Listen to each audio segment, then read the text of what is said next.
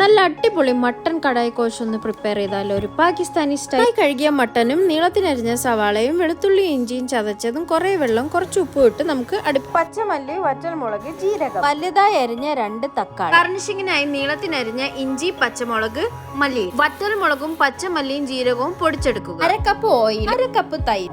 നമ്മൾ ചേർത്ത് കൊടുത്ത തക്കാളി നന്നായി വെന്ത് വരുമ്പോൾ അതിന്റെ തോല് കളഞ്ഞ് നന്നായി ഇതിലോട്ട് സ്മാഷ് ചെയ്ത് ടൊമാറ്റോ നന്നായി വെന്ത് വരുമ്പോൾ ഇതിനകത്തോട്ട് ഓയിൽ ഒഴിച്ചു കൊടുക്കുക. ഓയിലും വെള്ളവും സെപ്പറേറ്റ് ആയതിനു ശേഷം ഇതിനകത്തേക്ക് മുളക് പൊടി ചേർത്ത് കൊടുക്കുക. മുളക് പൊടിയുടെ പച്ചമണം മാറിയതിനു ശേഷം തൈര് ചേർത്ത് കൊടുക്കുക. തൈര് ചേർത്തതിനു ശേഷം ഇത് നന്നായി ഓയിൽ സെപ്പറേറ്റ് ആവുന്നത് വരെ വേവിക്കുക. എന്നിട്ട് നേരത്തെ പൊടിച്ചു വെച്ച പൊടി ഇതിനകത്തേക്ക് ചേർത്ത് പൊടിയുടെ പച്ചമണം മാറിയതിനു ശേഷം ഇതിനകത്തേക്ക് കുരുമുളക് ചേർത്ത് കൊടുക്കുക. എന്നിട്ട് നന്നായി അടച്ചു വെച്ച് വേവിക്കുക. ഓയിലും വെള്ളവും സെപ്പറേറ്റ് ആയതിനു ശേഷം നമ്മൾ നേരത്തെ ഗാർണിഷ് ചെയ്യാൻ എടുത്തു വെച്ച സാധനങ്ങൾ ഇതിനകത്തേക്ക് ചേർത്ത് കുറച്ചു നേരം അടച്ചു വെച്ചതിന് ശേഷം സെർവ് ചെയ്യും. ഇത്രയേ ഉള്ളൂ ഇന്നത്തെ recipe. Thank you so much for watching.